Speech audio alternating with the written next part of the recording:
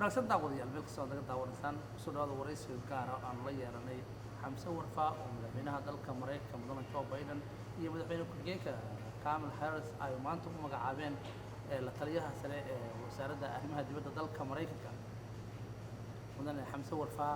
waxa uu horay u ahaa wasiir ku-xigeenka shaqada iyo horumarinta dhaqaalaha ee gobolka Minnesota, waana aqoon-yahan Soomaaliyeed oo in muddo ah ku noolaa gobolka Minnesota. waxaana magacaabidiisa maanta uu madaxweynaha dalka Mareykanka Joe Biden iyo ku-xigeenkiisuba soo dhaweeyay dad badan oo Soomaaliyeed oo ay ka mid yihiin madaxda Soomaaliya. wasiir xamse warfaa ayaa waxaanu kula kulannay hoyga uu ka degan yahay ee gobolka Minnesota. waxaanu weydiinaynaa dareenkiisa iyo bal sida ay tahay. wasiir soo dhawow. waan dhawahay walaal Cabdixakiin, aad baad u mahadsan tahay. waxaan rabaa marka hore inaan ku weydiiyo bal maanta waa lagu magacaabay waxaa ku magacaabay madaxweynaha dalka Mareykanka iyo madaxweyne ku-xigeenka. arrintaas maxay kaaga dhigan tahay? waa runtii farxad shakhsiyeed iyo farxad guud oo umadeed. sharaf bay tahay, sharaf bay u tahay dadka maaragtay Mareykanka, gaar ahaan dadka inta badan miiska talada lagu gooyo aan maaragtay aan fariisan jirin ama ku tira yaraa. waxaan rajeynayaa inay noqoto mid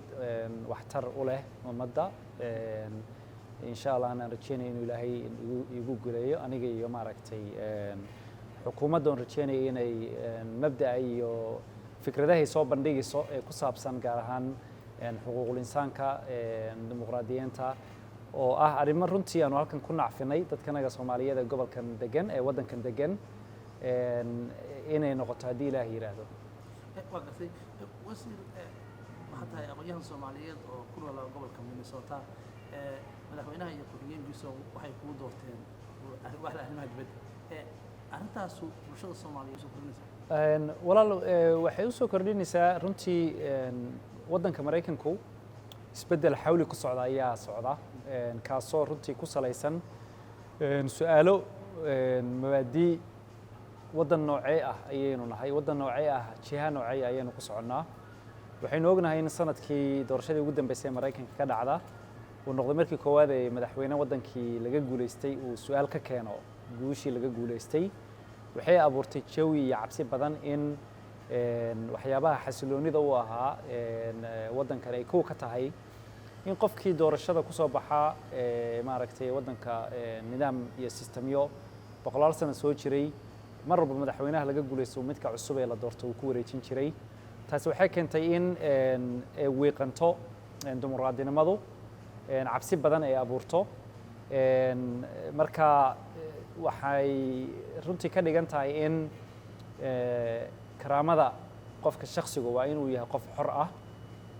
qof xor u ah qofka uu dooranayo rabo inuu dowlad ahaan ku matalo,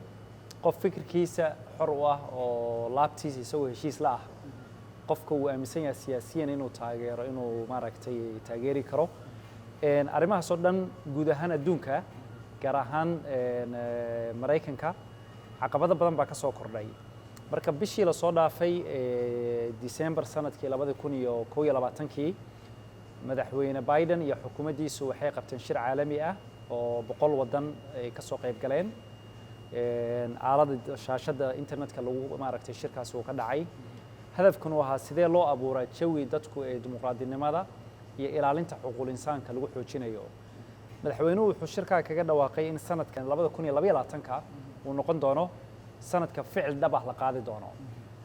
marka xilkan ayay magacaabay wuxuu qayb ka yahay ku dhawaaqidda uu madaxweynuhu ku dhawaaqay in la xoojiyo dimuqraadinimada iyo xuquuqul insaanka, tallaabooyin muuqdana in laga qaado sanadkan iyo sanadaha soo socda Mareykanka gudihiisa iyo adduunkaba. markii lagu magacaabay oo aad maqashay in shaashadaha aad ku aragtay magacaaga ordayay sawirkaaga maxaa dareentay? runtii ma aha markii koowaad oo xukuumadda aan wada shaqeyno. waxaan ahaa la taliyaha dhaqaalaha ee madaxweyne Biden xilligii campaign-ku socday sanadkii 2020. qayb baan ka soo ahaa. waxaan la soo shaqeeyay wasiirka arrimaha dibadda hadda jooga Tony Blinken oo runtii aan wada shaqeyn igu soo daray guddiga dhaqaalaha xukuumadda ma ahane markaa campaign-ku socday ololihii doorashada maaragtay igu soo daray. marka waxay ahayd mabda iyo dareen aan dareemayay fikradihii aanu soo gudbinay in qayb ka midana la hirgelay qayb ka midana waxa la iigu yeerayba oo xukuumaddii uu maaragtay iigu soo bandhigtay inaan ku soo biiro qayb ka noqdo in fikradahan aan ku keenay hirgelinteedii iyo dhaqaajinteedii inaan qayb ka noqdo marka farxad bay tahay in fikrada aan qayb ka soo bisleeyey inaan maaragtay fulinteedana hadda aan qayb ka qaadanayo. waa gartay maxaa isdhiidi waa xiga arrintaas runtii dadka Soomaaliyeed waxaad dareemaysaa meel kastay joogaan meel kastoo in adduunka ka joogno in dadku ay ku yeeshaan miiska talada lagu goynayo wax ma qayb ka ahaadaan dib iyo dheef meel kastay joogaanba inay dadka ay la dhex nool yihiin ka qayb ka noqdaan gaar ahaan saynu ognahay waddankan ayna soo dhoweeyey runtii maaragtay aynu qayb ka noqonnay waxaynu lafdhabar u nahay bulshada isbedelada Maraykanka dhacaya dadka lagu xisaabtamayaynu ka mid nahay ee xagga horumarka dhaqaalaha haddaan tusaale kugu siiyo gobolka Minnesota warshadaha soo saaray hilibka boqolkiiba 40 dadka ka shaqeeya waa dad immigrants ah hadday go'aansadaan isbuucan inayna shaqo tegin dhaqaalaha gobolka Minnesota iyo dhaqaalaha Maraykanku hoos buu gelayaa waxaad halkaa ka dareemaysaa markaa in isbedelada soo socda ee dhaqaale ee horumar inay lafdhabar u yihiin dadka soo galootiga ah haddaba taasi loo gaaro waa inaanu talada meesha in la iskula daarto khasab bay noqonaysaa oo gaar ahaan weliba go'aamo soo baxaya oo saameyn ku leh adduunka oo dhan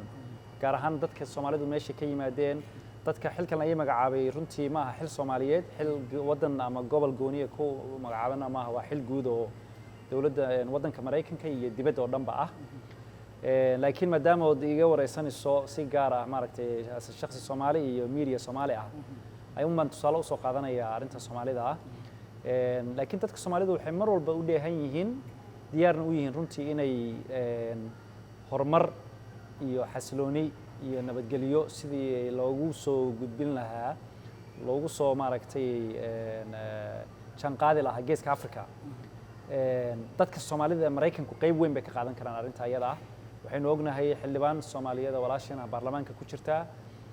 farxad bay tahay inaan aniguna hadda xagga xukuumadda oo fulinta sharciyada maaragtay iyo boolisiyada Maraykanka qaabilsan inaan ku soo biiro gobolka Minnesota ma aragtay inuu ku leenahay dad kala duwan oo meelo muhiim ah oo kaliya xagga siyaasadda ahayn xagga dhaqaalaha ganacsiga dhakhaatiirta caafimaadka dad Soomaaliyeed runtii aad u wanaagsan inay qayb ka yihiin marka waan ku faraxsanahay runtii sida guud ee dadka Soomaaliyeed ay progresska ama horumarka ay maaragtay meelo badan ka sameynayaan waa gartay su'aasha rabaa inaan ku weydiiyo waxay tahay xilkan lagu magacaabay sida la socdo dalkeena doorashada ka dhacay inta dhawaan maxaan is leedahay talada waa siin kartaa runtii taladan seen lahaa waa talada ay ku haminayaan dadka Soomaaliyeed boqolkiiba 100 sano aaminsanahay taasoo ah waxaynu doonaynaa dal xasilooni oo degan madax banaani dhab ah leh dadku ay go'aankooda iyagu ka gaarayaan waddankooda deegaankooda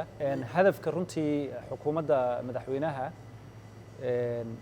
muhiimad gaar ay u leedahay in la helo geeska Afrika oo degan sababtoo ah geeska Afrika dhaqaalaha adduunka kanaalada ay soo maraan geeska Afrika ku yaala marka geeska Afrika oo degan waxay ka dhigan tahay xasilooni adduunka oo dhan soo gaaraysa waxay ka dhigan tahay dawladda Maraykanka oo runtii iyo dadka shacabka Maraykanka oo dhaqaalahoodu u wanaagsanaado marka waxaan aaminsanahay inay mowqifka madaxweynaha iyo xukuumaddu inuu taas maaragtay ku qotomo taana maaragtay la xoojin doono waxaan doonayaa inaan insha Allah aan booskan hore ma lagala tasho booskan waa xukuumadda ayaa ila soo xiriirtay i weydiisay inaan maaragtay daneynayo inaan xukuumadda qayb ka ahaado maadaama aan horeyna maaragtay aan ula soo shaqeeyo la taliye xagga dhaqaalaha aan ahaa xilligii doorashada ololaha doorashada ay socotay marka runtii sharaf bay tahay waanan rajeynayaa in maaragtay aan ka soo baxo shaqadan iyo ujeedada maaragtay inaan ka soo baxo shaqadan iyo damaca in maaragtay laga hirgeliyo mabaadiida iyo visionka maaragtay madaxweynuhu soo bandhigay soo dhaweynta iyo sida runtii ay warkan ugu farxeen waxay ku tusinaysaa dadka Soomaaliyeed meel kasta ay joogaanba in wanaagoodu dhiirigelin dheeraad u abuuro dadkuna ay yihiin runtii maaragtay dad u dheehan diyaarna u ah wax kastoo wanaag ah qof kasta meesha uu joogo hadduu meeqaamka iyo miisaanka uu ku joogo uu kor u qaadmo waxaa dadka Soomaaliyeed aaminsan yihiin meel kasta ay joogaan inuu miisaankoodu kor u wada qaadmay marka runtii waa arrin aad iyo aad farxad gaar ah ii leh waxaan rabaa fursaddan inaan midda kale uga faa'iidaysto runtii waxaynu ognahay abaaro aad iyo aad u xun inay waddankii ka jiraan gaar ahaan dowlad deegaanka Soomaalida iyo meelo badan oo Soomaaliya ka mid ah waxaan gaar ahaan dadka qurbaha ku dhiirigelin lahaa anigoo si toos ah runtii maaragtay jecel in aan ula hadlo inaynu inakoo og jiilaalka inuu hadda bilowday biyo la'aan badanna ay jirto inaynu u gurmano dadka walaalaheena Soomaaliyeed ee meel kasta ay joogaan ee abaartu maaragtay ku saameysay geeska Afrika gaar ahaan meelaha ay sida aadka maaragtay xoolaha uga leysay saameynta shacabka ay ku yeelatay marka waxaan rajeynayaa asbuucyada soo socota inaynu gacmaha iswada qabsanno aynu runtii si gurmad dhab ah oo culus aynu maaragtay aynu sameyno si aynu u gaarsiino degdeg baahida maaragtay meesha ka jirta sidii loo culayska dadka loo qaadi lahaa ka dowlad ahaanna waxaan ognahay in runtii USAID oo wasaaradda arrimaha dibadda hoos timaada ay u qoondeysay dhaqaale gaar ah laakiin hawshan waxay u baahan tahay dhammaanteen inaynu ka wada qayb qaadano shakhsi iyo maaragtay shacab ahaan iyo ka community ahaan meel kasta aynu joogno marka waxaan ka codsanayaa inaynu dhammaanteen iska kaashanno sidaynu arrimaha abaaraha aynu maaragtay gacan miisaan leh uga geysan lahayn aad baad u mahadsantihiin aad baad u mahadsantahay kaas wuxuu ahaa isugu-xigeenka shaqada iyo horumarinta dhaqaalaha oo maanta madaxweynaha dalka Mareykanka mudane Joe Biden iyo madaxweyne ku-xigeenka Kamala Harris ay u magacaabeen la taliyaha sare ee wasaaradda arrimaha dibadda dalka Mareykanka